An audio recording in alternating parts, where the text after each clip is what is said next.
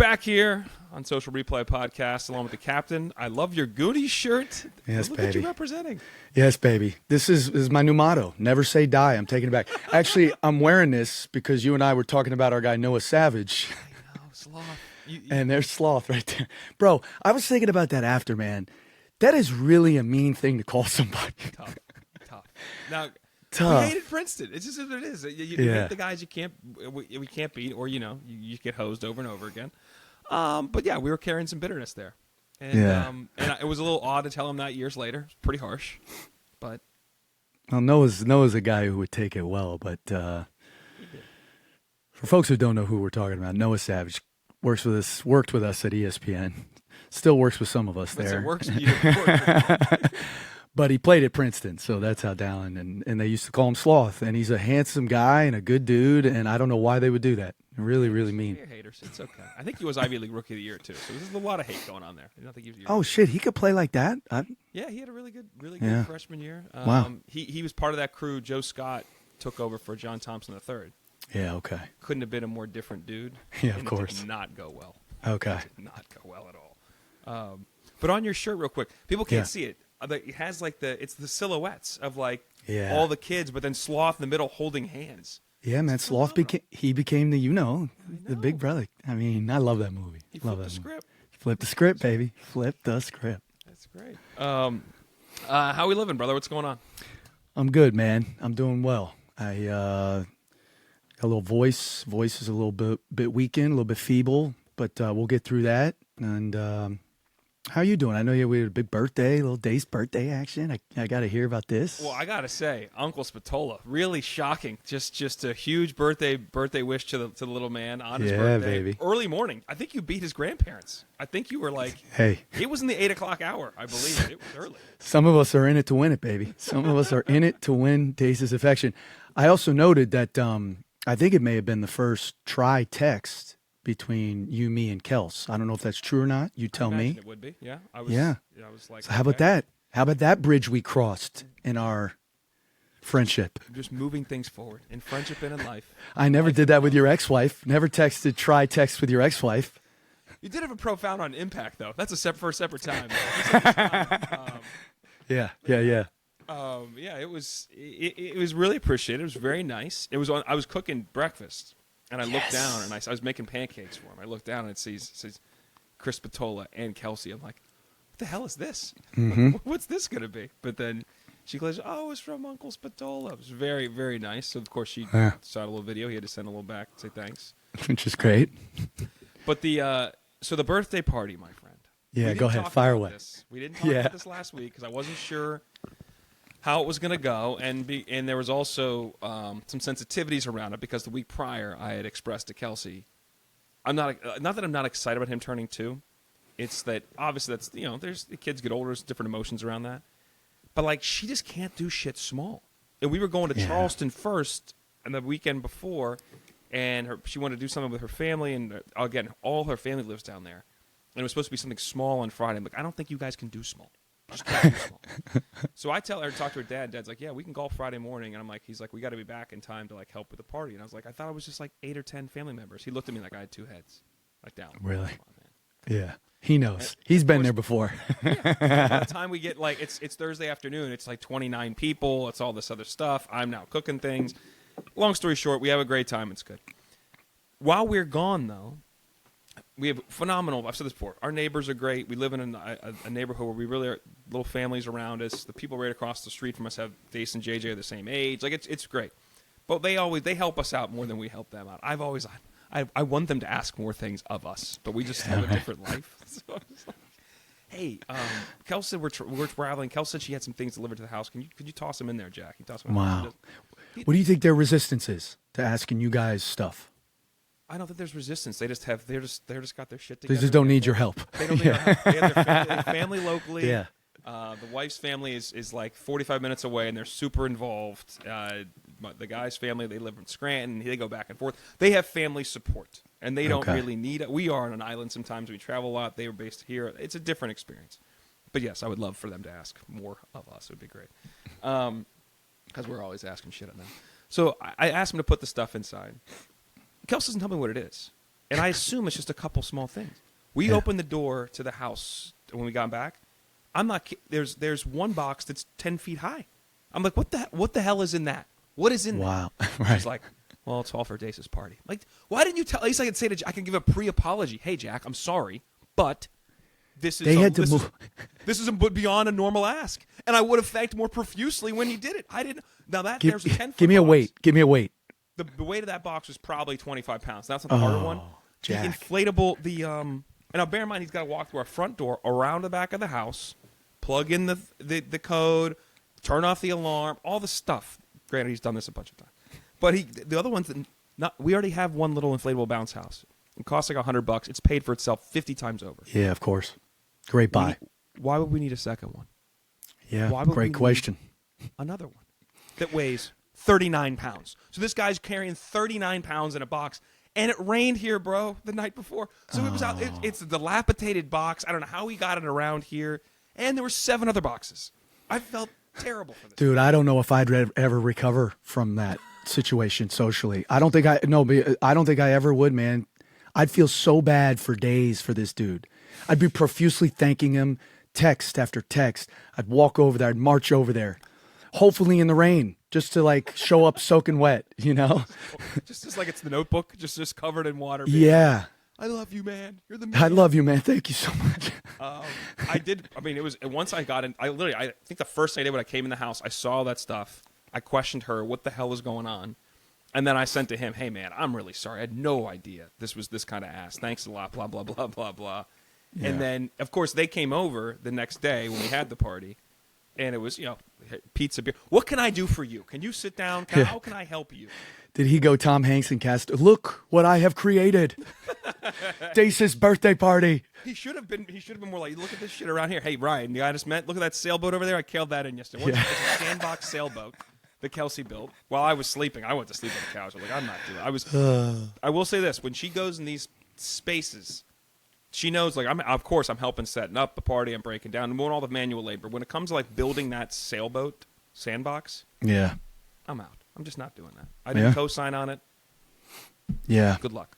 Enjoy yourself with that. Did you offer? Was it one of those, hey, do you need any help? I walked downstairs, and I had come off. I was in L.A. for literally 24 hours. I think we told this last. I went quick. Yeah. I went and came back. So your boy was tired, and it was now like 8 or 9 o'clock. We just put Lear to bed, and I lay down. I sit down on the couch to watch whatever I was going to watch. And she's like, hey, can I get you help for a second? I stood there for like 40 seconds, and I did just the general vibe I was giving off as I was waiting to be instructed. She's like, actually, I don't need your help. You could probably sit down. I said, thank you. I just sat down, and there was no more discussion to the point where I fell asleep, where she's hammering, and she's screwed. Like, and drills are going. You slept through it. Racked out. Just totally racked out. And she thought that was funny. She took some pictures. I'm like, that's great. Sometimes that can be a really good sleep because you needed it, clearly. I felt great. I mean, I was you needed dead. it. And then I woke up. She was done. She's like, we should go to bed. I'm like, this was great. The sailboat looks awesome. Well done. Yeah. We all both what we wanted to do there. So where are you at? It sounds like there was a little bit of a pushback on, hey, do we really need this big a party, extravagance, all that? But like, where's the line? Because I don't have a hard time. I just don't ask questions. I'm just like, hey, man, great job, all in, boxes showing up from Amazon and FedEx for weeks at a time. I'm like, hey, this is great. What do you need from me on the day of? I've just stopped pushing back. Where are you at now, 2 years in? It's a great question. See, I think whenever I know, I was like, all right, we're doing whatever. When I've co-signed on it, then yes, it is what you just said. Good soldier. What do we need? How do I do it? What's the division of labor? How do I help be as successful? And how do we make this as economical as possible given where you're at? When I didn't co-sign on it, I think she knew going in, like, all right, I'm going to do more than he's going to do to get ready for this thing. Once at like day of, like I said, I'm ready to do all the things. I want to make it work out, but I still wanted to keep it simple. So even people we invited, hey, small party for days, just having some pizza. It's also a Tuesday after school. We have school Wednesday. It was a Tuesday after Memorial Day. It's like, people are. It's a bit of an ask. Like, do you want to come here and celebrate the kid? And they did, and it was fun. And we kept the guest list small. He's only got a couple friends his age. And then we have a couple of our friends that we're close with that have kids around his age that we kind of wanted to be there. That was more the compromise. I'm like, I want them, and them here because I like my buddies here, and that makes it more. You deserve that. Enjoyable, and we made that happen. And Kelsey's, of course, on board. A lot of times she's close with everybody too. But I wanted to make it. I a select guest list, but also skewing towards maybe people that we are interested in having, or I'm interested in having there and hanging out with. So, what was the food scene? Food scene was simple. We have a really good pizza place. Of course, it's Connecticut pizza. They think they're the home of pizza. It's right. a bit of a battle with New York that I think they lose, but they proclaim it when you cross the state line of 95. The home of the best pizza in the country. I didn't even know Connecticut had the arrogance to claim that. I mean, you're a budding New York City. I mean, God dang. Who do they think they are? It's not just the state. New Haven also, it's like New Haven thinks they are the wow. greatest pizza place of all time. I don't know. I wouldn't know. Yeah, I wouldn't know. It's good pizza, but I mean, so is New York. Now, I mean, I don't know. It's a tough call. Either way, the arrogance of it, I think, is bizarre. Because yes, the rest of the country thinks it's New York, and Connecticut thinks it's Connecticut. It's like people that live in South Carolina, they call it USC. And yeah, right. No. You're not USC. You're South Carolina. USC is about 2,500 miles. Yeah. To the rest of the country. Or they want to go by Carolina, which for those of us in this area have always seen one school as Carolina. So it's that too. Because it's the same thing. Because the rest of the nation, when you say Carolina, thinks of Tar Heel Blue. Right. That's what I thought. That's the same. So it's the same. It's the same comp. But in their mind, it's that world. So and here in Connecticut, they think this is the pizza capital. Yeah, the Cox have a complex about that, though. Hey, the Cox. I do love my mother-in-law loves yelling "Go Cox." I think it's great. Yeah, it's of course she does. It gets me every time. Now I love your mother-in-law. Good for her. Good for her. We got to lean into this shit. We got into it long last night. By the way, who's winning the Bagel Wars?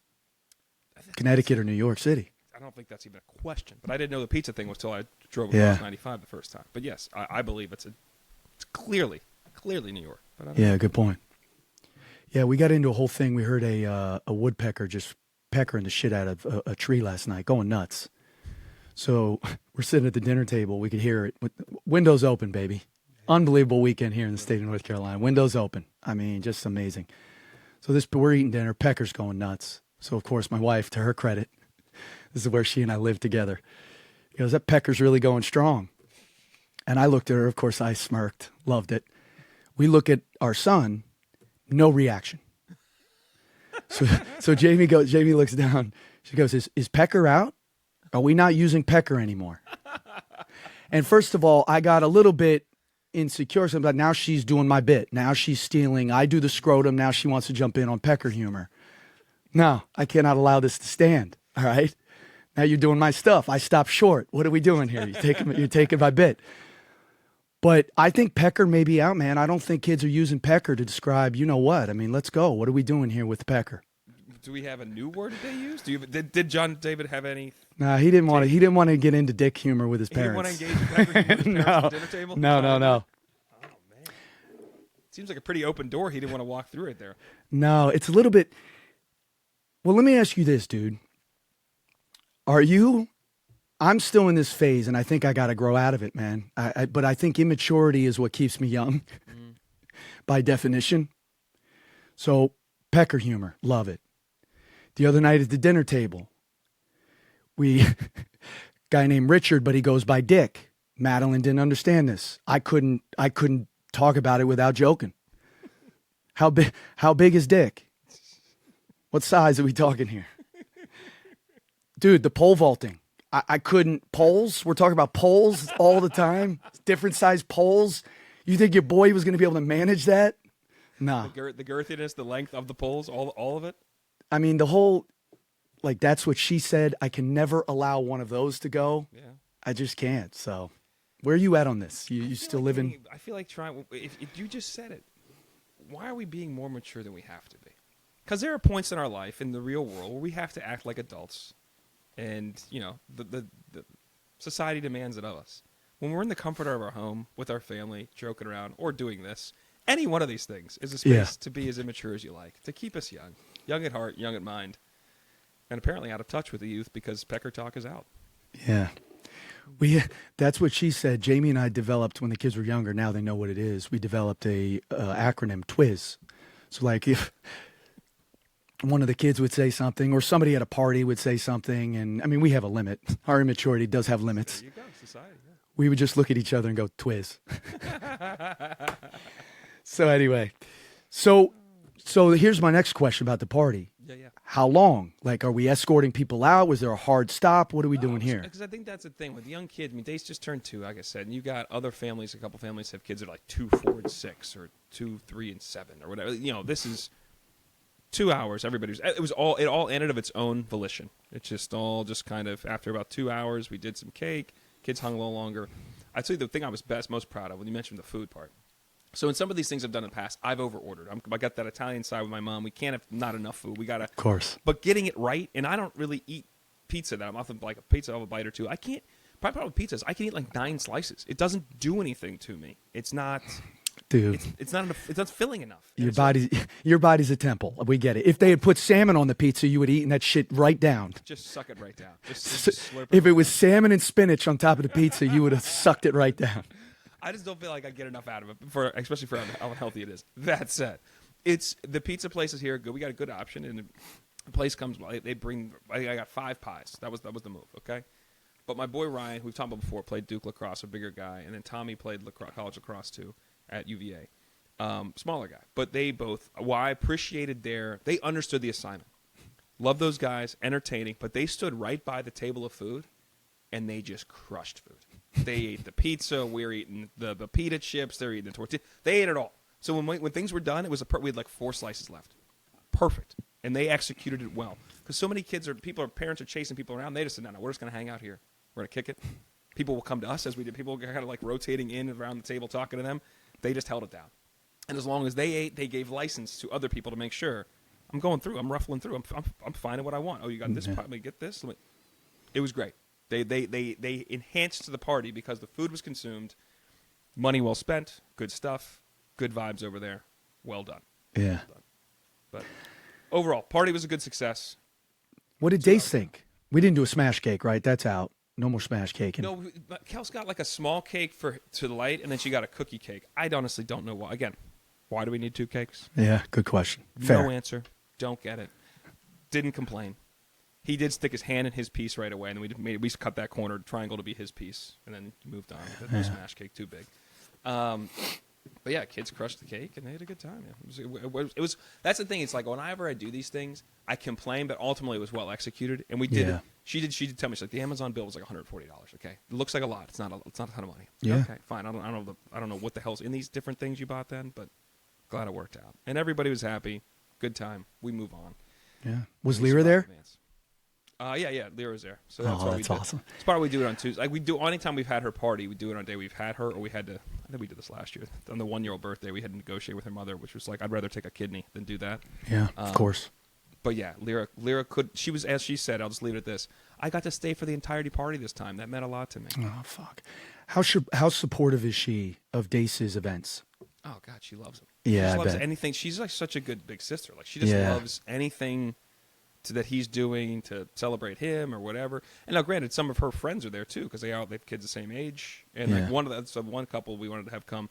They don't like their youngest kid is 4, so it's not like right in Dace's wheelhouse. Doesn't matter. Like the twins are Lyra's age, so yeah. She just had a great time. She had an awesome time. Everybody had an awesome time. Kels well executed. These things always happen. I will bitch and moan.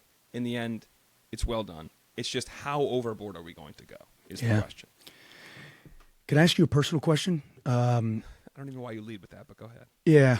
Well, it's not so much for you. It's for people listening when I ask this question. I'm like, dang, Patola really fucking dug in on Dalen there. No, it's not that. It's not that deep. But like, how does I know Dace is 2, and I kind of forget what they cognitively understand or not.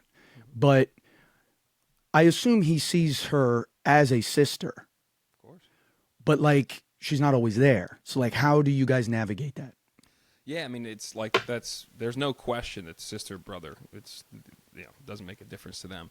What he will say is he's done this, but where's Sissy? Where's Sissy? Like, where's sister? Where's Lyra? He can't say Lyra yet. Sissy or sister? He's just started sister. Sissy was more so started by his mother and his sister. They love Sissy. So now I'm walking around saying Sissy. I couldn't sound softer, but this is what we do. But yeah, he will ask, where is she? I was like, well, she's her mommy. She comes back in 2 days, or she comes back in 1 day. The part that's getting hard now is like he wants to call her all the time, and the call time is set for 7 o'clock. 7 o'clock each day. Anytime either parent does not have the other, 7 o'clock is supposed to be the time you're supposed to be able to call and talk. That's mandated, huh? for a minimum of 5 minutes. One of us abides by What the? one of us abides by the rules. The other one does not. Like the other one was I'm not even kidding. This will have to be litigated, so I'm going to let that go. But Yeah, don't go too far. It's like the respect of if you're going to call at 7 and I don't answer right away, it's either I tell you, hey, we're eating dinner, or call back or I just have Lear call back within 2 minutes or 1 minute or immediately if I miss the call. That was never reciprocated the other way, hardly ever. It's just like 40 minutes, 1 hour, whenever. It's crazy. Which is hard for Dace because if he is up at 7, we will call. Like yesterday's a good example. Call at 7, and the day before that, call at 7.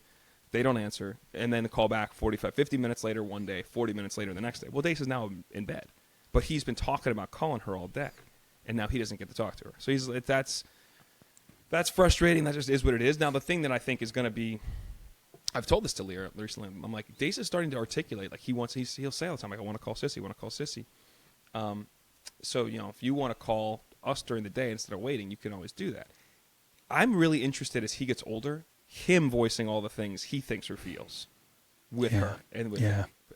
Because if this continues where there's an effort to try to, whether it's obstruct or make things harder, he's going to have enough of this shit at some point. So forget the parents always get into it. The siblings are going to talk. And I made this point to her the other day. I don't know where I saw this, and it's obvious. You just don't think about it. Like, the people you spend the most time with are not the kids with the parents, obviously not the grandparents. It's your siblings. Yeah, no doubt. Well said. No doubt. Those are the ones that are with you for life and are in it the longest period of time. Yep, no doubt. And I'm interested to see as their relationship develops because they love each other. She's been she was so excited to be a big sister, so sweet. I'm interested to see how he starts to articulate some of this stuff. And some of the dynamics that we see and struggle with whenever there's time to interact with Lyra's mother at the same time. Yeah. I mean, I won't get into it in depth, but Lyra is affected by the presence of all parties, and I wonder when he's just going to be like, "Yeah, what's up with this?" Like, because it's something. It's going to be a couple years away that he can just voice that in a way that he'll be like, "What are you doing? Why is this happening?" or whatever. And then I'm intrigued to see how Lyra handles it. It's hard, and we'll try to manage them and help them through it. But it's a dynamic that's not great. But all things considered, they couldn't be like a tighter little group, so I'm excited to see their development. I feel that's great for them, and it's great for you guys. Dude, really, really smart by you. I agree. I mean, you especially as you get into adulthood, the relationships that we should spend the most time cultivating and working when it comes to family, cultivating and working on is siblings. Like, you shouldn't have to work to maintain a relationship with your parents. For whatever reason. And I'm not talking about their health or failing health later in life. I'm talking just personally with your parents. It's not. Anyway, let me just speak from my hope as our kids get out of the house and grow into adults. My hope is that we can be supportive of them, that we don't have to be supportive in that way, that we can be support and maybe participate. But if they want to go as siblings and do their thing, and that's what this is all about, is creating that relationship so they have one another for the rest of their life. And then we're just sort of, we can party and do our thing, and just be participants in whatever it is they're doing. 100%. Yeah. I agree 100%. And I'm sure you have with your siblings, like, you go through ups and downs, maybe some of that created by the environment you grew up in, maybe not. But like I've said to you about the brother that I'm closest to, and my sister lives locally, like, I don't know a day on this planet without my brother. Mm-hmm. And no, I haven't been through anything more in life than with him. It would be a shame if we weren't working to remain close and together. And so you really hit me with that, man. I agree 100%. Yeah, I appreciate that. I think that's what we talked about this when we were down in April when I was in spring break in Florida. Like, this is why I had my sister come, my other brother. Yeah. He one opted out, the other one up. Like it's just, it is. It's funny because my parents have always looked. I'm the middle of the 5, and the last biological kid that my parents, my little brother and sister, adopted, and I feel like they always. I mean, my mom would say this as I got older, and my dad said it a couple times. Like, they they were remiss in the fact that the siblings were not as close as they wanted. Like me and Derek, and Derek listens to the pod, so he'll hear this, and it's nothing new to him. But I'm super close with him, love him to death. He's my guy. Our other brother in the middle it was different. It was not the same. But I've worked to try to mend the relationship issues that me and him had, because I think that was part of my job. But they used to say, like, you need to get your 2 older brothers to get over this. Like, that was my job. I would come home from college, like, there are pictures of us, like, let's go watch a Steelers game, and make them, like, not make them, but invite them both and say they're all going to come and we're going to hang. And it tried it for a long time. And I do think, honestly, my dad's passing kind of gave license to, like, not for me to give up, but kind of like them to, we're not going to sweat this anymore. It bothered him. Yeah. And it bothers my mother, but she won't speak about it as much. It was wasn't toward the end of his life.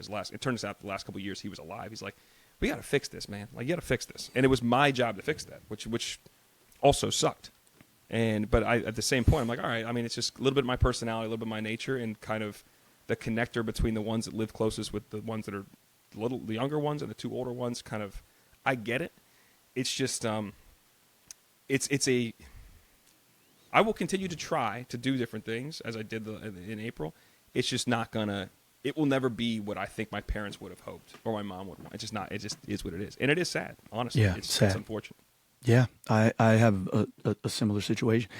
You just got to work at it, and so much of just from a parental standpoint, at least this is our approach. Like, so much of how you're raising them is to create an environment that hopefully they want to come back to. Yeah. Not one that they want to run to once they're out of the run from rather once they're out of the house. And then ultimately when they do leave, then we'll go to them. We're in support of them. What do you get, like, or you've created an environment where, hey, we're meeting at Disney World for the 1,000th time. Why don't we all get together down there? You know what I mean? Yeah. Like, there's also the enticement, like maybe there's, or you create a home where if you're in it for long enough where that's their home and they, anyway, not to get all deep on that, but your dynamic is you're doing it for the first time with a Lyra Dace situation. And if you have another, and I hope Derek realizes that I was the uncle who threw out the happy birthday first. And I hope he eats that. You know what they fuck with me on? It's funny because my phone, I'll come back to this 1 second. Go ahead. Let me finish this. All right. My phone still autocorrects Dace to Dave. So it was like 6 or 8 weeks ago. I'm saying something to Derek and Murph about, I don't remember what, but it corrected to Dave. And guys, they only call him Dave now. It's just been run with the happy birthday to Dave, man. Hope it's great to be in 2, Dave. Like I was like, dude, Jesus, it's so frustrating. It's great. Where I got sidetracked there for a second which is where our pod puts us in action. Your boy has a new phone. You got a new phone. Updated, proper phone. iPhone 17 Pro Max, the big boy. Big deal. Thing. Yeah, big deal.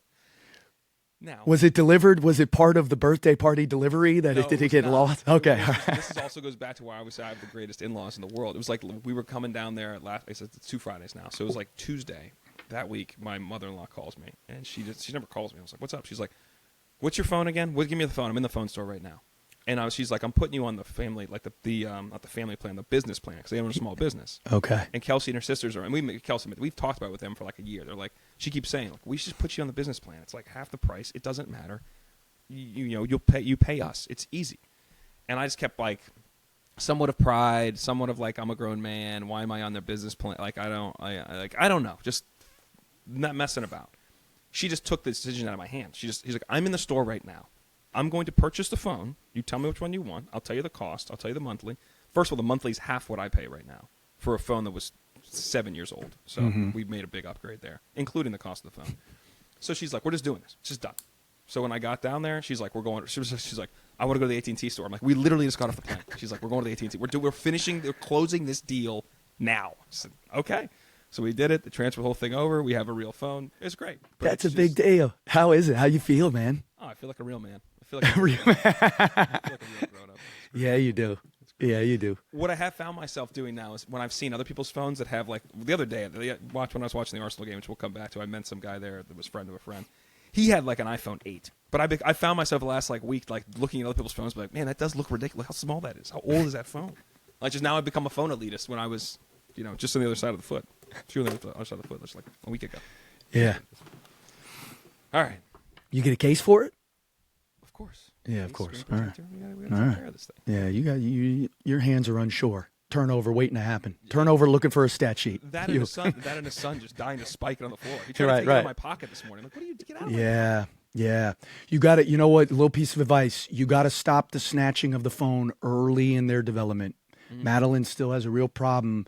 And then she does it to strangers or family, like starts snatching phone. Madeline, do not touch somebody's phone unless they offer it to you. There you go.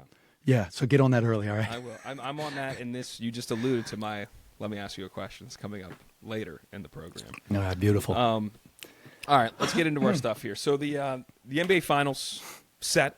We've got the Knicks and we got the Spurs. Before we look at that, I think we both were most compelled by far by the San Antonio Oklahoma City series. Just leave it open ended. What did you think of San Antonio winning on the road, 7-game series, and getting it done? Yeah.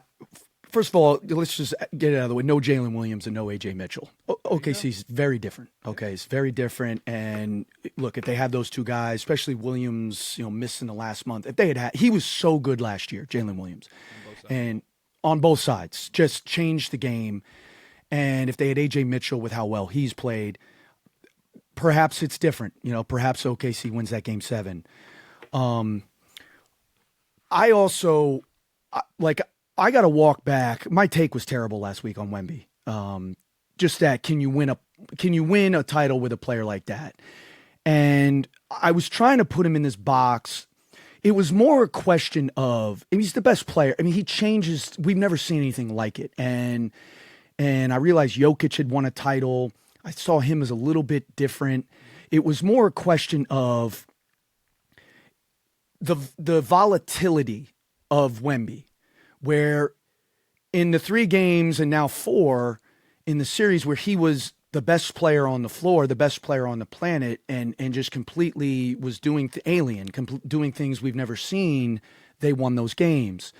But otherwise, his limitations as a 7'5" big who's more versatile than I painted the picture of last week is, can you be consistent with that type of a player? And that was a stupid ass take. The fact of the matter is, he more so defensively than anything else, he changes the game completely. I don't know what your thoughts are on that, but just him in terms of, you're not gonna be able to. The league is not gonna be able to keep that guy down, I don't think. But see, I don't think your take was that bad. I don't think your take was bad.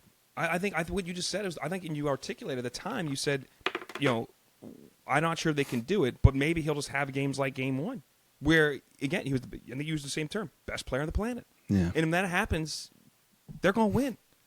I don't think it was necessarily a bad take. I think it's until we see it done with him and this team, and that usually they got to go through some scars. There are questions to be asked. Now, that was passing a big test, obviously. I thought last week the point I was making about his size, and the defensive part of it is what makes him different than anybody we've seen before. Just the fact that no matter where a guy, once they get in the lane, within 15 feet of the hoop, it's a where is he thing. Patrick Ewing didn't operate like that. Hakeem didn't operate like that. You had other great bigs. Shaq didn't. It wasn't the same thing. The wingspan, the mobility is just different, way different.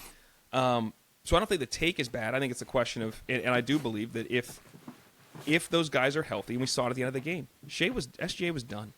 He was cooked. He didn't have anything. The last possession was got a shot clock violation because he gave it up. Yeah. You just can't give it up then. You can't give it up with 8 seconds. You can't. And Jalen Williams double clutching a 3. You have to have the ball and go, but you were cooked. You were cashed. Everything was asked of you to go create for yourself and your teammates. Didn't have enough creators with you like you did last year. And then your role players, there were a couple open threes. McCain missed some shots that I think in big moments you need that guy to make. You also got to play a better game. That first quarter was gross. Yeah, it's gross. You're playing a Game 7, and it's just the lackadaisical nature by which they handled the ball. That kind of surprised me. And everybody. It wasn't an SGA thing. It was just and I think you've been part of games too. When you start to be sloppy and turnovers can be contagious. They can just start once it starts happening. It can just become a disease for a period of time, and that's what you saw in that team. They overcame it. I thought at half they were going to right the ship and be okay, but offensive rebounds, 3-pointers, it's the 50-50s. It's like the little things in basketball are what would change the game. So Wemby will get the credit, and Wemby will get the love, and your take will be critiqued until he wins a championship. His point was winning the whole thing. But those guys were a team that made plays. I mean, it was a bunch of offensive boards. It was big threes. Johnson, big threes in the fourth quarter. Like, there were other guys contributing around the greatest player in the country, in the world right now. And I was kind of moved by how emotional he was after the game. Yeah. Also slightly concerned. Because I just wanted to, like, this thing is not over yet. Really? Remember MJ when he won that that second, whenever his dad passed, he's crying on the court, on the floor, in the locker room, holding the ball. That's an iconic moment. But that was the release when he had climbed the mountain again, when he had gone through all this personal and individual anguish to win another title, and he's laying there on the ground. You got a round to play, man. Like, that's a big step, but it's not over. The exhale is not there. Now we're at the apex, and I thought that was it was moving, but also I was like, that's a little strange. Yeah. Yeah, I think it's also what makes he's got the full package. He seems like just the best of dudes, you know what I mean? Like, these international stars coming over and being the best of teammates. I mean, there's no better teammate than Jokic. Wemby, they you know why they come up in these systems and they have to kind of earn their way and pay their dues. My thing with Wemby, I think, to this point, and it kind of gets to what you're saying, like, I have this resistance, generally speaking, about anointing somebody before they actually do it. Yeah. We have this media ecosystem that, runs the hype machine, and like, is he already the best ever? And I just resist that because I think it's the responsible thing to do when discussing greatness. Mm-hmm. And so that's been my thing with Wemby, but we keep talking about how young they are, and we can talk a little bit about this upcoming series. But the fact of the matter is, when you have something that we've never seen before, and by the way, as we know, teams are going to go into the direction of the personality and the talent of its best player. And when your best player is that guy who is moved emotionally in a press conference, like you're saying, who does have a little bit of an edge to him. I mean, that elbow in the Minnesota series, and whatever the fuck he whispered to Biombo and Mason Plumlee, like, obviously the conspiracies on that. Like, there is an edge to this dude. There is a winning DNA. Go back to the summer against Team USA and that epic game and how great he was on that stage. So I hear what you're saying. I think he's one of those guys that he's young. He feels it to a depth. Probably didn't expect to make a finals.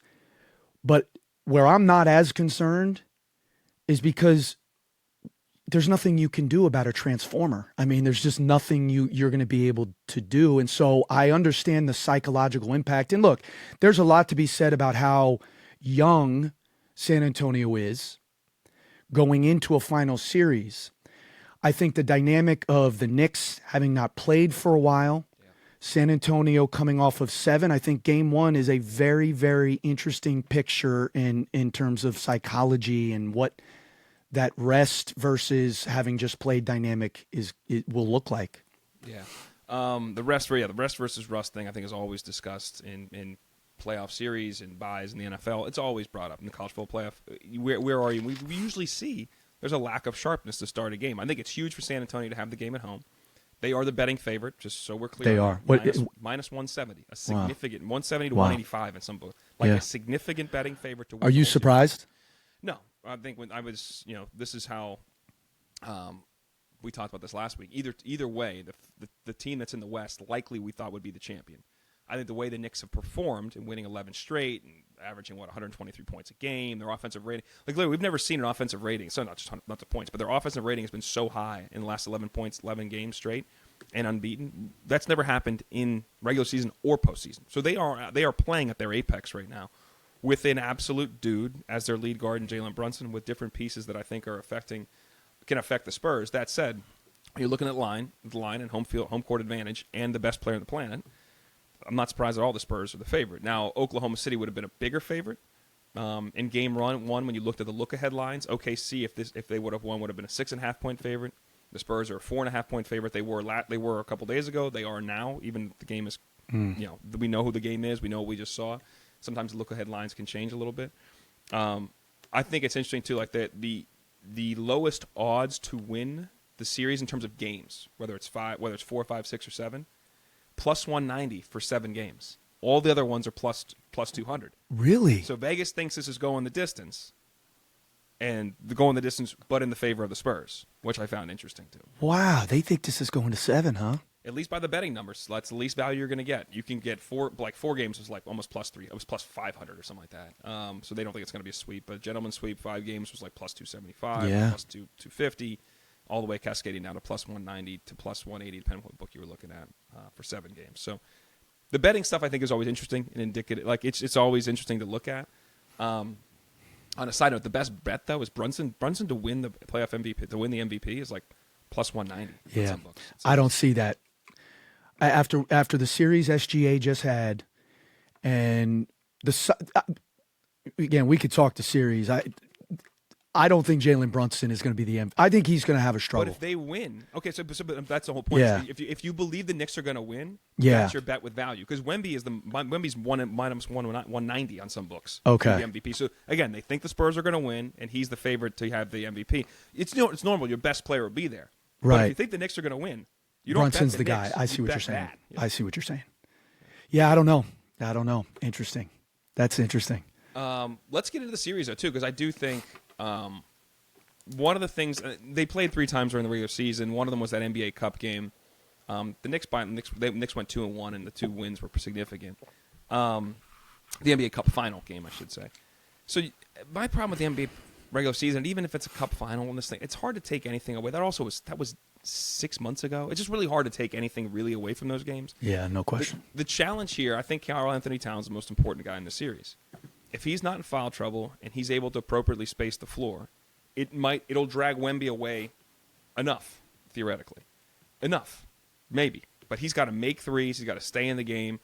And if anything, if you're Wemby, I wonder how much they stay attached to that versus keep him in spaces where he still can affect the lane. Because ultimately Brunson wants to get to his spots and wants to make shots in the 2-point range. So I think Towns' availability, effectiveness, and how he can maybe affect Wemby on the defensive end is probably one of the biggest things in the series.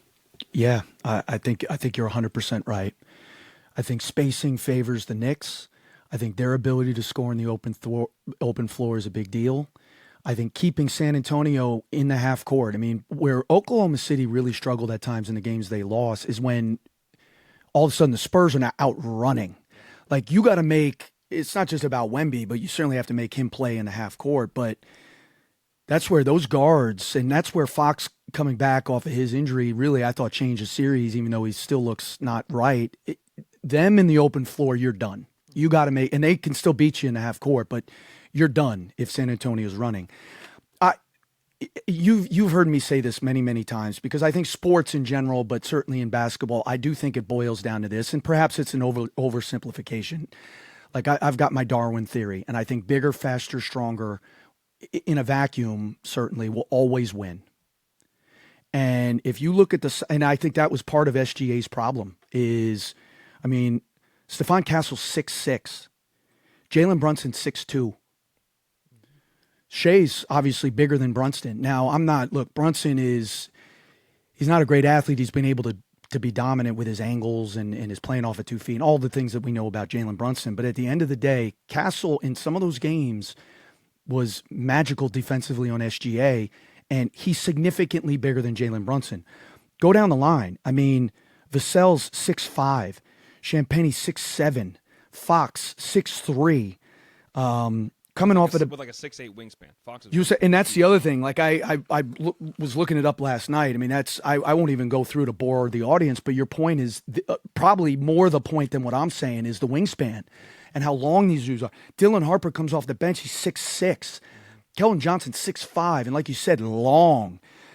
Knicks are coming off the bench. I mean, Brunson 6'2", Hart's 6'4", McBride is 6'1", Shamit's 6'4", and And then your point about Karl Anthony Towns, he's 7 feet, but he's got to be effective in I agree 100%.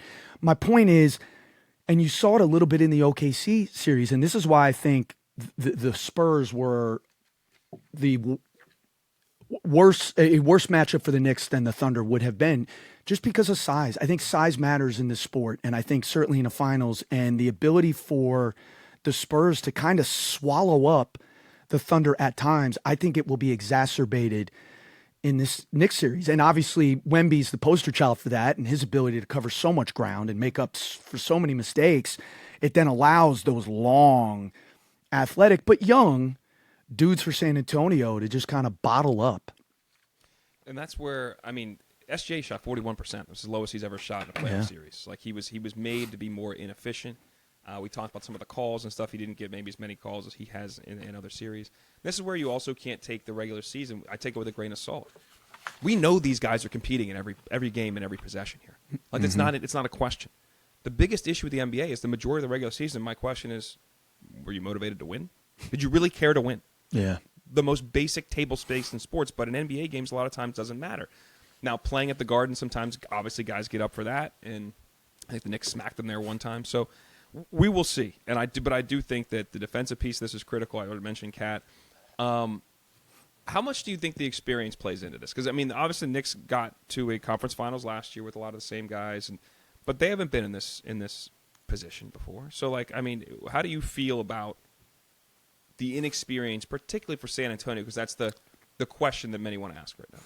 Again, this may be an oversimplification, but I think it's akin to walking down a dark alley at night, but you've got a big motherfucker with you. You feel much better, right? I got Big Brother. Yeah. I think for the Spurs, they know they have the best player, and they know they have the best player on the planet, and a guy that teams, I think, are going to be scheming for all summer. How do we deal with Wemby? I think when you go into a street fight and you got the best player on the planet, I think you feel much better about yourself, and there's less pressure. And so I do think youth, and that's where I go back to game one. Like, how do you come off of winning a game 7 and the emotion and the celebration that you brought up? How do you come off of that? Do you have the maturity to turn the page? But I think everything becomes easier in basketball when you have the best player, especially in the NBA. And again, that's the question of how does Wemby's ability manifest in this series? What does New York do with him? Maybe there's Mike Brown schemes, and I don't know. But what do you think about that age factor? See, this is one thing. I think I was most blown away with whenever his draft year, he was coming out, and we did for SiriusXM. I was down there doing a bunch of NBA radio stuff and interviewing all the top picks and pre-draft the day before, and then once they got picked. The thing with Wemby, other than the fact that my shoulder was at his hip, like I'm not like it's leg, like the proportions of him are bizarre. The fact that it's almost 6 feet off the ground as your hip is bizarre. Did he call you little man? Hey, little man. Hey, little punk. Hey, little man. I'm trying to think about what it was. Petit on. Yeah. In French. I was most blown away by his maturity.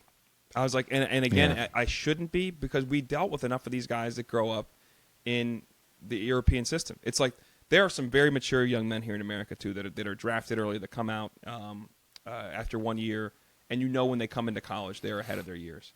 There's not a single one of the Euro guys or African guys, anybody outside the U.S. that I've interviewed that I've been like not impressed with that level of maturity at 18 or 19 or 20 years old. Their life and their path is just different. They've been in a professional environment. Most of them not living at home. Many of them living, in a different country for years and adapting to a different culture and a different place to understand how to fit, how to grow up, how to play, how to carry yourself, how to be a professional at 14 and 15. So when everybody in America is being told you're going to be a pro, they're already pros. Yeah. And they're learning how to function in a professional environment, and it comes through. So whenever I was talking to him, then I was most blown away by that, and just his mindset, how well he communicated, how he viewed his future, his current, and his past. Because we talked quite a bit about his experiences in France and what he learned there too as a young player. So I'm not as concerned. I do think you usually need your battle scars, and that's why I did say that's why I felt the emotional release they felt was premature because I felt like that was their scar. That was their scarring. Yeah. But you still got 4 more wins you got to get. So that was my only thing. I'm really intrigued by game 1. I'm not worried about their lack of experience. I'm not worried. I question, are you ready to go to turn that page and to take it up a notch with a new challenge, with a different scout, with a different group of players, and a different approach? I'm excited for the series. I think it's going to be compelling. What do you think television will do? This is the series the league wanted of it, right? Oh, my God. I mean, Adam Silver couldn't have been happier. Just couldn't have been happier. Because, again, like I said before, I said a couple weeks to you, I'm not sure many people know who SGA is and the fact that the Oklahoma City won. Wemby, because of just the physical look, there are a lot of people that have heard Wemby, what's the French guy? Like, you have a better awareness of what this alien may be. And you also did see him play against the U.S. If you're at all a basketball fan, you've seen him play in a France jersey too and been like, what the hell is this? Like, there's a different element there. So I do think this is the series they wanted. You get the market you wanted. I mean, those Knicks fans, and I'm inundated with them in this area already too, dude. Just these Knicks. Yeah. What do you got? What do you got? I am so torn because I lived there for so long, and I do love the fact that, like, the heartbeat of that city. I don't care what Yankees fans say. I don't care what Mets fans say or Rangers fans. Yeah. It is the Knicks. When the Knicks are good, you can feel it. You're in the subway. There is a different vibe. It is the pulse of New York City from an athletic standpoint. And this fan base is starved. It's been over 50 years since they won a championship. We still talk about Willis Reed and Walt Clyde Frazier. Like, that's still a big deal. It was over 5 decades ago, a half a century ago. They are starved, and they are insufferable. Yeah. So I almost don't know if I want them to win, because in my mind, they're already talking shit about what they're going to do when they win. It's wild to me. It's hard. I kind of want it to happen, but I also am just tired of your shit, and we haven't even seen it happen yet. I don't live up there, but I can imagine. And it's believe me, it's part of like how I'm rooting in this series. I mean, I like a suffering Knicks fan base. It's long suffering. That man, the Jets, like the funny thing about the Jets fans, I feel pity for the Jets fans. For Knicks fans, I just don't. Because even when they had a glimmer of hope, they go right to where the greatest again. And we have a preordained belief that we are supposed to be the heart of basketball and the best team, when all the evidence and the history is antithetical to that take. Yeah. I'll tell you what, if the Knicks do win it though, Jay Wright better be on one of those floats during the parade. I'm telling you that right now. Nova love, dude. Nova love. I would say if they win, I mean, I'm not going to anything in that city. I'm not going to the parade. They're going to burn that mother down. I mean, I can't imagine what it's going to look like from 31st and 7th Ave. They may take over Times Square. They may run right up into Times Square, just scare the shit out of every tourist there, and just have just a just wild celebration, an organic one. Because they had it last year when they went to the East Conference Finals. Remember, like there was kind of like this organic melee in Midtown. I can't imagine if they win this thing what it's going to look like. Yeah. Yeah. All right. Can we get to, not to get off the hoops, but I got to talk to you, brother, because I know how this thing went down. Do you want to tell the audience what went down with your boys Arsenal, or I mean, what a fucking disaster for you? I was going to text you. But I was say like, that with a bigger smile on your face. Bro, I was going to text you, but as you always say, save it for the pod. So I'm like, all right, let me just do this when we get there. But my heart honestly bled for you, man. That was, talk the audience through it. That was a brutal way to lose. And especially after the first goal for Arsenal, which was a dime. I mean, I don't even know how you score a goal from that angle. Talk us through this, man. Give us your... Did you watch the match? I watched the second half. Okay. I did not watch the whole match. I watched the second half, and I saw that first goal came in the first. I saw the highlight. Yeah, I saw the highlight of that first goal. You got as much time as you need, bro. Take your time. So here's the deal. Arsenal lost on penalties to Paris Saint-Germain, PSG, in the Champions League final. So again, they already won the English league, which is the toughest league to win in the world. They won it in 22 years since they won that. And because these competitions run concurrently, so there's a season starting September 2, all through the Champions League. So the best teams in Europe of each country. So it's basically the best teams at the end of last year get to compete to be the best team in Europe. And PSG was the reigning title holders. They come into the match, and this is where I want to give you my pre-match breakdown too, which I was. one of my favorite things to do is go on like Sirius XM FC guys. Like, would you come on and like just be an Arsenal fan? I'm like, absolutely. Yes. So I'm like, these two guys with Jason Davis and Janusz Michalek, and just ranting about how excited I am about the game. But one of my biggest concerns was if they score early and they try to hunker down, you cannot survive. And that's exactly what they did. It's weird to never want a goal, but if you score, I want to continue to push forward. I want them to keep playing. I also wanted them to have a lineup that was more, hey, we're not scared of these guys. They played them last year in the semifinal, and PSG beat them. But when I went back and watched part of that last week after I knew I was me talking about it. It wasn't a landslide as I thought. Like, I feel like in my head I remember them getting their asses kicked. Mm-hmm. But when I watched the games again, I was like, their goalie, like PSG's goalie Donnarumma, made some big saves. If he doesn't make some of those saves, the whole thing is different.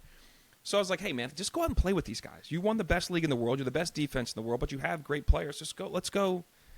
And they didn't set up that way. You know, Captain Spatola, Arteta, your boy, Arteta set him up very defensively. And then they scored. Any comments from Kels? Other than me telling her about the segment, because she's like, well, yeah, he does look like him. I'm like, you're missing the point. I think you've missed the point about it. But anyway. Yeah, dude, you got to shut that down, by the way. But you got to shut that down. All right, go ahead. Continue. So when you're watching the game, like, let me just take you through. Let's just back up for a second. Yeah, please. 6 a.m., I woke up just staring at the roof. Like, I was so amped for this game. It felt eerily similar to the Steelers Super Bowls. Like, you're just like, and I was like the time. At one point, I was texting these guys I was going to watch the game with. They're all Arsenal fans and a couple other random soccer fans. But I was like, is time going backwards? It was like 9:20. I'm like losing my mind. I take Days to the playground. I'm looking around at people. Like, I'm so amped up in my Arsenal jersey.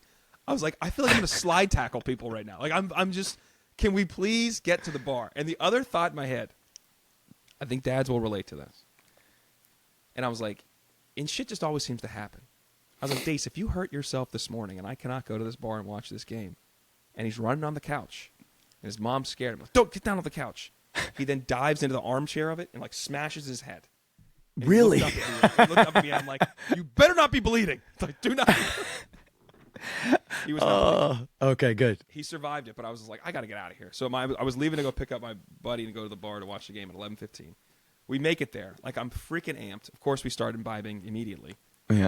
We're in an Irish pub in town. The whole crew is, it's all people. It's mostly Euro soccer, almost European-born soccer fans. What are you wearing? What are you wearing? I'm wearing my long sleeve Arsenal jersey, red. Got the crest. I noticed you didn't come here this morning with it on. I told you if they won, I would be wearing. I had my other one ready to go. Oh, dude, you're fair weather. Come on, man. Even in defeat. Even in defeat, I said if they win. So it's like I've worn one on here before just for no reason for you. Yeah. And you'll see others in the future. But I wanted to don the gear to celebrate the championship, and we didn't get there. So we get to the bar. Our boy Lem comes as well. Oh, that's great. Lem's a Man City fan, so he's there just to be a complete hater. Yeah. and as his normal role would be. Yeah. And it's a good crowd of people. There's like one PSG fan, two French dudes that aren't wearing PSG gear but are clearly PSG fans. Okay. And the guy that I came with me, he's English and Australian, but grew up in the south of France. So French is like his first or second language. Like, he obviously is fluent. So he's like going back and forth with them a bit too, like in French with these guys over there. Yeah. And once they scored that goal, it was an amazing goal because as you mentioned, the angle's brutal. It's just sat there. I wouldn't sit at the bar. I was just standing up. The next, 84 minutes, there was nothing enjoyable about that 84 minutes to me. Yeah. I was just, in constant, consternation, hoping they hang on. And everything, you would appreciate this as, been played and coached. The thing that bothers me is in those moments, when you have a chance to be a champion, you always lean on who you are. You don't try to change what you do. But they would, in any game in the Premier League, they would play out of the back, meaning you're passing the ball forward, trying to break the lines if somebody's pressing you. Maybe they go deep maybe a quarter of the time. Every single time, ball launched long. Just scared. Couldn't keep possession. The possession was 80-20 in PSG's favor. And they have some of the best attacking players in the world. You're not going to survive. So they concede that goal. And I said the night before on this radio, I thought it was going to be 1-1 and go to penalties. And it ended up happening that way. And even when it got to extra time, all I was thinking was just get to penalties, which sucks. Really? You wanted – okay. Because it's the worst way to decide a game, but I didn't see it happening, that if you're not going to be able to play the game Are you not going to be able to connect passes? The odds you're going to score, because that first goal was a fluke. It was off a deflection that Havertz then had a one-on-one, and then it was a great finish of an angle. It was a fluke play, a great finish. We weren't creating any opportunities. And you'd sub some of your best offensive players. The subs were very defensive, too. Like, there was just – I never thought it was going to happen. So you go to Pens, and it's the worst way to decide a game. And the irony is, Kelsey and I were talking about this last week. I saw the clip. Yes, but it was interesting. That was before the penalty shootout. Yeah, crazy. But she was a soccer player, and we started talking about Arsenal before and whatever. But she made the point, like, this way sucks, and she wants to have like a 1v1 with a defender is like the solution, which fine, that'd be cool, maybe. Anything's better than Pens, dude. And it dawned on me as they were when they went to the break to go to penalties. I've never been personally invested in a penalty shootout of that magnitude.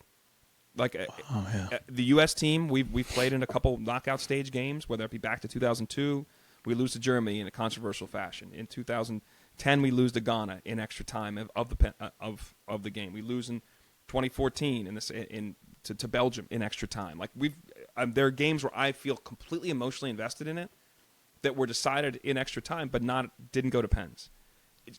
That was freaking excruciating. And then. This is another thing I'll never understand. I haven't gone back and read why this happened yet. I couldn't, if anybody explained it. So when you go to take your penalty, you need 5 penalty takers, okay, for each team, and best of 5 wins. Okay. And there are guys. The second one for Arsenal missed, Eberechi Eze, he did this when he's at Crystal Palace. He takes these weird stutter step penalties. Again, same thing. Walk up with confidence, and you're one of the best pure talents on the team and in the league. Just step up and strike the ball. Is that when I was watching, I was like, is that overthinking it? Are those guys, or do they have a game plan? Like, how does that work, the prep for that go down? It's both. It's overthinking it. And sometimes guys do that stutter step. Like, guys have a thing. This guy, Jorginho, was an Italian midfielder. I can't even describe it. He would, like, tiptoe up, and he would, like, hop in the air. It's just so weird. And he would he wouldn't even look at the ball. He would, like, look to see where the goalie's leaning or if they already dive, and he just kicked the other way. Okay. It was such a strange, but he'd done it. That was his thing. And he made like 98% of his pens. He was the normal penalty taker for Chelsea, and that's where he played most of his games. Eze just screams a lack of confidence. When you start stutter stepping and you're looking at the goalie, you're scared. You're overthinking this thing. You are now giving your advantage up. It's game theory. It's one-on-one game theory. I guess he's going to go here, so I'm going to go there. Or you just walk up and say, I'm picking my corner, and I'm shooting it. Because if I hit it well, and I know I will, you can't save it. But it's easy for me to say. But with the pressure of the moment, it becomes too much. You overthink it. You question. You look. You did it. Or what the last guy did, right? I mean, it seemed like and we can get there, but that's what it seemed like he was doing. So this is all right. Go other ahead. issue is. So go ahead. I'd say is inexcusable. But in my head, I'm like, because I don't know the penalty takers in order. I'm like, Gyökeres will go first. I thought Eze would go second. Like, I kind of had all the guys right until the 5th. I go, it's got to be Zubimendi, one of the like more technical, talented midfielders. No, your left-footed center back, Gabriel, steps up. I don't remember seeing him take a pen. So in the biggest moment, you're going to have a center back step to the ball. And even his run-up, I was like, oh, I don't like this. Why did he do that? Why him? Why do you think he picked him? It's sometimes it's not pick. Sometimes the coaches have told me this before. They'll look in guys' eyes and be like, they'll know if they want it or not. And if you don't want it, you're not taking it. Really? Now, because granted, if it goes beyond 5, now we're at 6. You don't start the rotation again until you get through all 11 players, including the goalies. So 6, 7, 8 may need to kick too. In this world of analytics, looking in the whites of their eyes is the ultimate gut shot. I mean, I look in their eyes. That's what we're doing in the biggest stage. I mean, Jesus. I've had 7 or 8 coaches tell me that. Like, I'll look at a guy and you can tell if they want it or not. Wow. And some guys will step forward and say, I want it. And like I said, I should go read this. I have not yet because I still don't want to stomach it. But I imagine Gabriel, one of the leaders on the team, one of the best defensive players in the world, said, I want this. Well, bro, you wanted it. You could not deliver in the moment. The run-up was so telling which side he was going to go to as a lefty, and then he saw the keeper going that way, and he panicked. He leaned his body back, and then once your body is back, that thing's going to sky. Yeah. And it was just... It skied. It wasn't even close, bro. And it was brutal to watch, and that's the saddest part about pens, is when it's the ones that people make, you don't remember. You remember the team won. Okay, the team won. The ones you miss, guys are forever branded as that. Like Roberto Baggio was the best player at the 94 World Cup, the Italian guy. There have been documentaries done on him because he piked a penalty in the World Cup final. Gareth Southgate was England's manager, led him to a World Cup final, 2 European Championship finals. People remember him for missing a PK in the 02 World Cup. Like it just sticks with you in these things that are, and it's hard because it's such a simple thing. The advantage is such on the goal on the shooter, but it's so much harder than that in the moment. If you're all doubting yourself, if you're all questioning it, you got to walk up with complete confidence and just hit that thing. Yeah, and he didn't, and it was brutal, dude. As soon as that went down, it was just like was it one of those before he took it? Felt awful. You felt bad, yeah. As soon as I saw it, because they cut to them on screen. Yeah. And that's what I used to love about calling penalty shootouts. You know who the shooter is before the audience does, because you see them start walking, and sometimes they're still showing replays and stuff. So when they cut to him, he was almost at the ball already, and we didn't know who it was. And I was like, "Oh shit!" Right away, I'm like, "Why is he taking it? Why is he taking it?" And it was just complete tension and panic, and then his shot. See, having never watched the game, I was like, "Oh, this is going in," because I thought it was like in track relay, like the anchor leg, like, "Oh, this guy's fifth. He's money." And then he airmailed the fucking thing. But sometimes they do, like that's like Ronaldo has done it. But you don't want to be the best player that never gets to take the kick. Yeah. Like Ronaldo's had that. Oh, I Cup where he see. waits Yeah, to of be course. the fifth, but somebody missed before him, so he never shoots. Okay. So it's like the argument sometimes is who do you have lead? Lead is it at your best taker? It's why I knew Gyökeres would go first. He was one of the penalty takers. He's the striker, one of the penalty takers during the season. He would go first, and he slots it home. So now, like most times, Ronaldo goes first. Messi will always go first. Now Messi's missed big ones too. 2016 Copa America, he yanked one. He was the last kicker. Like the best players in the world can fail at this. So it's not like I'm sitting here on a high horse saying, "How does it happen?" It's just I don't understand the process by which he was the guy that was walking out there fifth to take that penalty in that moment. And then when you watch the result, it just felt awful. And then thanks to my guy Connor at the castle there, he already lined up 3 shots. He's a huge Liverpool fan. These would be sympathy shots because I don't think you guys are winning this thing. Like, yes, dude. So that went down. I then had to sit next to a terrible Knicks fan that wanted to change the subject. Right, I went to the bathroom. I came back. Half our crew was gone. Yeah. And this was the worst take I've ever heard. Worst, and this is a black guy. He goes, and then now we don't live in the most diverse area. Black guy I walk back. I don't know who he is. I hadn't seen him all day. He goes, told them to tell you too. Can't have a black guy taking penalties. Just can't have it. Is that what that? I was Right. like, what? It's like, dude, what are you talking about? It's hilarious. Terrible. Black guy's penalties not good. So I'm like, so more argument. Then I was kind of whispering like, hey man, you can't give these people license to say this because these 6 over here, they've co-signed so strong. Yeah. They're gonna go repeat that to their white friends. You can't do that. It's like it's hilarious. He goes, I like to stir the pot a little bit. We should have a podcast. He told me we should have a podcast. I'm like, dude, I don't care if I never see you again. I was like, I already got a guy. I got a guy. I don't need you. I got a guy, and he's white. Okay, just so we're clear. Hey, so how do you feel? You win Premier League, but you lose this Champions Epic. How are you as a fan? Still great. It sucked afterwards, but I felt we were playing with house money. The title that I thought was the hardest to win, that I was like really like yearning for, was the Premier League. 3 straight years of second place. Had the lead in 2 of those years in April and just shit the bed down the stretch. Like it was, and the way in which they did it too, where I thought they were going to shit the bed again and then to win it, even before the last day. There's nothing better than that. So it hurt. It sucked. It would have been unbelievable and may never happen again if they could win the double like that. But they went from the quarters in the 4 years ago to the semis to the final 3 years ago, and now hopefully they can get back there again and get it done. But it's just that's a shitty way to go out, and to know that I go back to my initial point. I don't think you had to play that way. You chose to play a way that was antithetical to how you have played in terms of at least trying to control possession. They're not prolific in how they score goals, but control the game more. And they just ceded control, and they let a great team have the ball on. Eventually that great team's going to create chances. Also, the penalty that Mosquera committed was freaking egregious. I just thought he lost his mind. Just dove in the back of him. What are you doing? Right. Make him go score. Yeah. Yeah, that was egregious. Well, and that's the other thing, for them to get that goal on that. I mean, come on, man. Yeah. But that's one of the things, too, that's something funny to see how the bias of fans. It's so funny. Because it's like, I obviously am a fan, and it's short for fanatic for a reason. But I believe, given our job, I have an objectivity to my thing.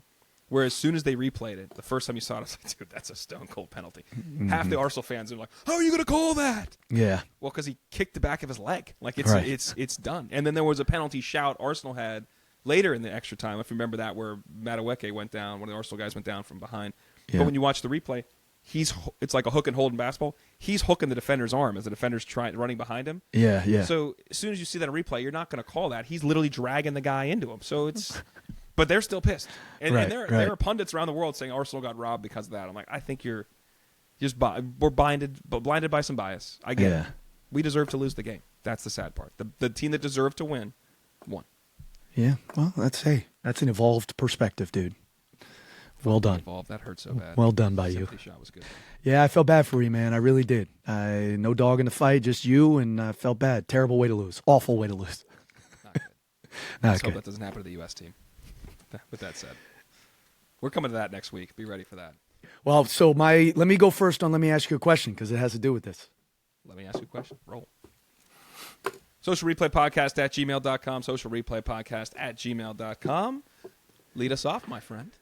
Talk to me about World Cup attendance. I'm seeing different accounts that U.S. men's national games are not sold out. I'm wondering who's coming over, attendance. I know it's all over the country, these venues. Give me the World Cup attendance. What should we be preparing for here, brother? My question right now, I'm like almost torn. I can save it for all next week because I got a lot of thoughts on the World Cup overall. Okay. All right. You want to do that? But no, I will answer your just question when it relates to attendance. We have missed the mark here with what this tournament is supposed to be. This is a global celebration of football. When you go back to whether it was, the last 30 years, the countries that have put this on have done a great job of creating that environment, even in absurd authoritarian countries. Like Russia, as questioning as it was, people that were there, and there were some issues, by and large, people thought, like, this was way better than we thought. But because we have an American perspective and a Western perspective, it's Russia. They're very much this anti-gay, discriminations, big issues. By and large, didn't really bubble up, didn't have a problem. People enjoyed the celebration. Massive country, got around, affordable. Qatar, we got people dying to build stadiums. We have literally slave labor almost. All these huge issues. When it came time to play, the stadiums were good. The crowds were supported well. They were able to enjoy it as much as possible. It wasn't the same thing you want. But, hey, we're coming to America, the beacon of freedom. Right, of course. The beacon of where people want to be. The coddle of capitalism that will provide this platform to have an amazing World Cup. Just fucked it all up, dude. It's just a disaster. You have all these things combined at the same time. FIFA's insane greed with these tickets prices. And every other home country has gotten a chance to buy tickets ahead of time at an affordable price. Brazil is the one I'm closest with because I knew a lot of the Brazilians that went there and talked to them. They had their own lottery for very affordable tickets all over the country to allow Brazilians to partake in this. And it's not the wealthiest country. The majority of the country is impoverished in some regard, and FIFA placated that. But because it's America, F the people in the middle class, F the people in the lower class, F the working class people. This is literally an inequality event. It's $1,000 a ticket. And there were no, quarantine tickets for people to make less money. Mamdani pulled a great move with the FIFA president. He secured like 100 tickets for $50 a ticket. I don't know how he did that, whatever, but it's like it's a minuscule fraction. And it's a good thing for him to say PR wise, but the rest of the country, there's no affordable tickets, none. And you have that coupled with the way that the rest of the world views America right now, coupled with the fact there are visa restrictions on like half the countries for people coming here. Yeah. And bear in mind, most of those countries are in places in Africa and the Middle East. European countries are fine, but Africa and the Middle East, we're gonna limit people that can come here. So you have that from an administrative standpoint that's problematic, beyond the feeling people may have right now that they don't want to come here. And the cost of everything is, in addition to the ticket prices, the hotels are astronomical. Now the hotels are complaining because they were told these projections, and they're not even freaking close. And we're like 12 days out now. So they're mad about that. The ticket prices still have not come. They're starting to come down. The U.S. game in L.A., the first game, it's not even sold out. Not even sold out. That's unbelievable. I saw that yesterday. That's what prompted the question. It's a crazy, ridiculous story, man. It's when pigs get fed, hogs get slaughtered. Yeah. They thought about the '94 World Cup. It was the highest grossing World Cup of all time because we had our football stadiums. They expanded at that time to 24 teams. The first time they'd done that. They thought the same thing here. Now we're at 48 teams. Now we can have these huge stadiums. But what they did in '94 is a working class, a middle class person could take their kid to a game. And I have countless stories of people guys that played on the national team. Remember watching the game in Boston, watching the game in the old Giant Stadium, watching a game down in the South, like that remember these seminal moments with their mom or their dad, and they were by and large middle class, working class kids that just got a ticket. It's damn near impossible to do that, and it's sad, and that's where we're at right now. Wow, that is sad, really sad, but not surprising though. I mean, that's where if you wish that, to lack of a better political conversation, but. If the guy running, because President Trump has been involved in this thing from the very start. They made up some FIFA Peace Award they gave him last year. It's just been a complete joke. But if you have to be fair, that was prior to Iran, so maybe it was the right decision. Who knows? It was prior to Iran. Some other questions. We'd already bombed 6 countries. right. Peace prize. Obviously, I'm playing. But yeah, it was just bizarre. We're going to make up a peace prize for you. It was weird.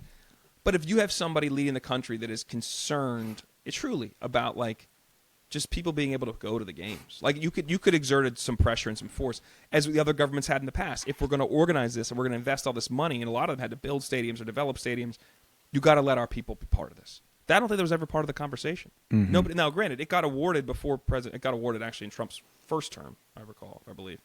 But I don't think that was ever part of the concern. How do we actually let Americans truly partake in this versus we're going to have the greatest, best World Cup of all time, and FIFA's going to do their thing. And FIFA also changed. It used to be that the individual cities ran their like organizing committees. So then they had to invest money, but then they got to set up the different stuff and have ownership of what's happening to ensure that it succeeds in their town, in their city. Now FIFA, as of the last World Cup, owns every site. So they're supposed to give, like Foxborough's had an issue up in Boston, they're supposed to give them like $500 million for security for all these games. They haven't given them anything. So the municipality, I mean, you've been to Foxborough, it's the tiny town 45 minutes outside of Boston. Like, how are we paying to protect a World Cup game if you're not paying us? Like, what's happening here? So there's like these small but big administrative things are not being handled. So it's just poorly run by an organization that's fully corrupt and has no pressure from the government here to make them less corrupt and make them operate in a way that actually executes anything. Yeah, well, it's like looking in the mirror. Exactly. I mean, I've seen the documentaries, like, the whole how Qatar went down, and I mean, it's amazing to me that an organization of that level and import could be as corrupt as it is. What's wild too is they remember that it was 2015, I think, when they had their like huge, international Congress meeting in Switzerland, Geneva, got raided. By the FBI led the raid. I remember because there was all these money laundering things that were being funneled through America at different times. So our FBI got involved and arrested. I mean, Sepp Blatter got arrested. Was the former president. Some of the documentaries that you're alluding to. I honestly thought that was going to help change. That was going to change FIFA. Yeah. You think it would? You think it would? all they did was make sure, like, hey, if we're doing any shit that's fucked up, we cannot be in America. We can't be doing it. Yeah. We got to do all our stuff elsewhere. We cannot mess with that region because they will come for us. And that's all they've done. They've just matriculated it in different places, and corruption remains the same. The lack of accountability remains the same. It's just a horrific organization.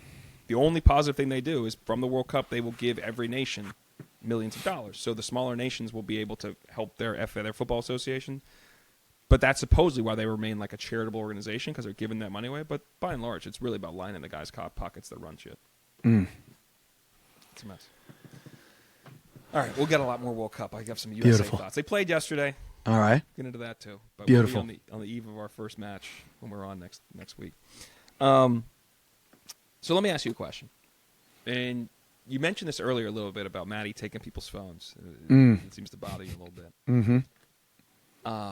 I will tell you mine, but I had a little bit of was close to a meltdown this morning with my 2-year-old son.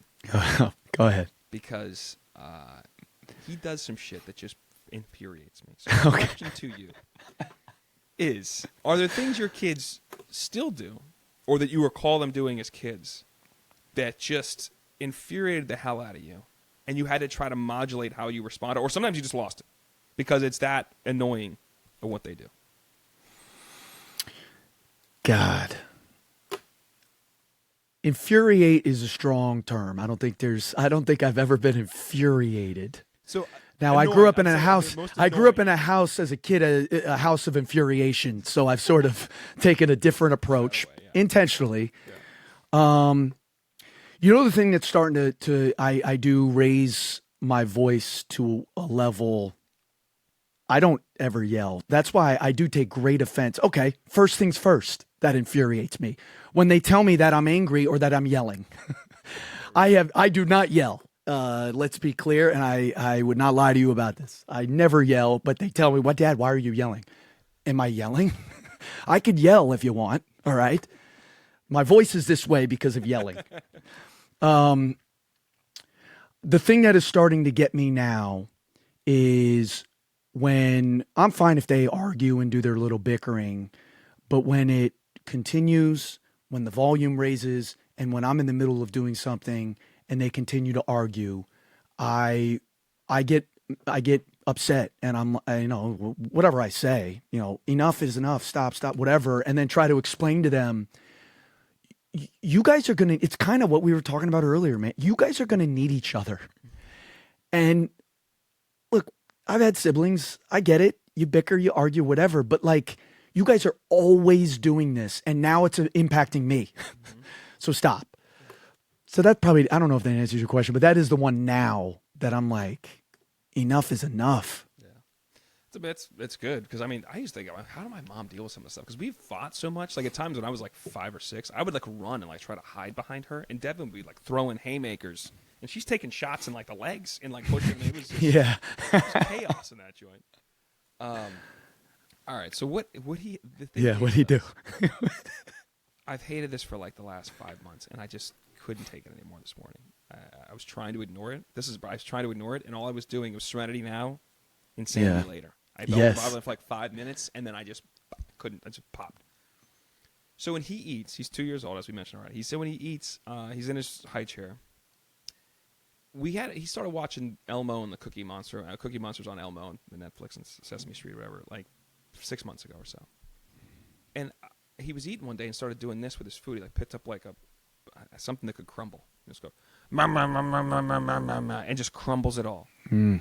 And Kel's like, what is he doing this for? I was like, I think this is Cookie Monster. Yeah, like, definitely. That's what Cookie, and then the shit's flying everywhere. That's Cookie Monster. He's imitating that. Classic. She's like, oh, God, I can't. How do we get rid of that? We haven't.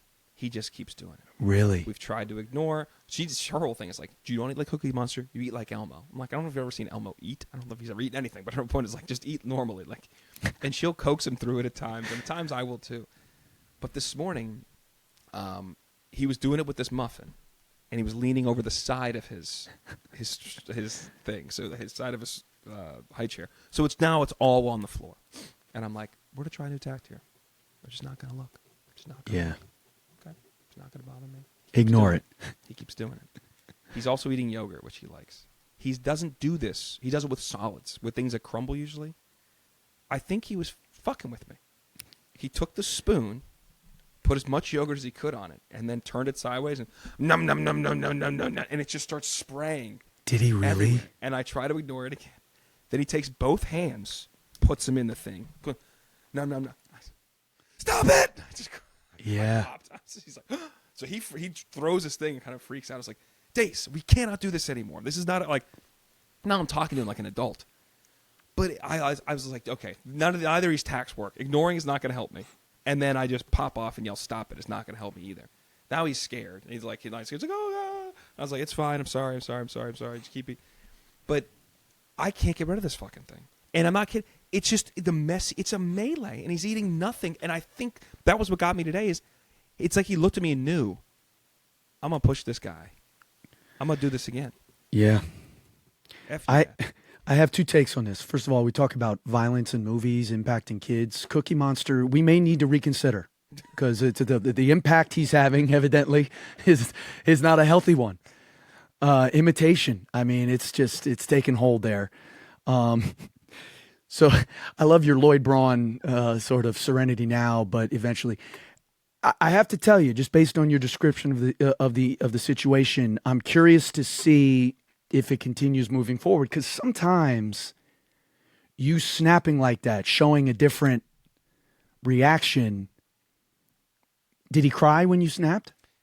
Or did he laugh at you? Did he smirk? no. If he smirked, he's going to be a serial killer. But if he like reacted emotionally like I disappointed dad, then you got hope. Yeah, he cried pretty hard, and I was like, "It's okay." So I'm not apologizing. It's okay. And now in my head, I was like, "Are we not going to do this anymore?" We're talking about. He's like, "Okay," and he goes back to eating. Boom. I got him out of his seat when he was done. He's like, "I'm done." A few minutes later, get him out of his seat. And in my head, I'm like, "I think I just scared him straight." I think you did. You may have. Hold on. 10 minutes later, he sits down at the table. He He pulls himself up to the table, and there's no food up there. So I'm just like, What are you doing, bud?" He gets his water bottle. He brought it up. And he takes his water bottle and starts going, num, num, num, num, num. Now, the water's not coming out, but I'm like, Yeah. what? This is new. Now are you just really fucking with me again? Like, what is this? But so I don't think I scared anything straight is my point. Maybe he's testing it. So there was no mess with the water bottle, right? Because one of those bottles doesn't just come. It can't come out without you. Yeah, of course. So maybe he's like, he has a problem with authority. So he's not going to do, I kind of identify with this dude. So he's not going to do what you tell him to do, but he's a reasonable dude and willing to compromise. You let me do my thing and I won't make a mess, but you're not going to tell me how to eat and drink my shit. All right.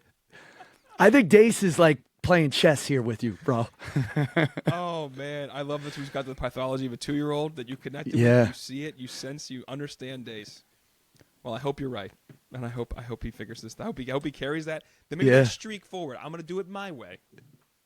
But I'm not going to mess with you. I'm not going to really mess with you either. I'm going to find my own middle ground that gets it done. Look at you, man. You're doing it. You're doing it. You're in it. Oh, that's a podcast. Don't yell at your kids. Socialreplaypodcast@gmail.com. Socialreplaypodcast@gmail.com. We'll check you next week. World Cup on the horizon.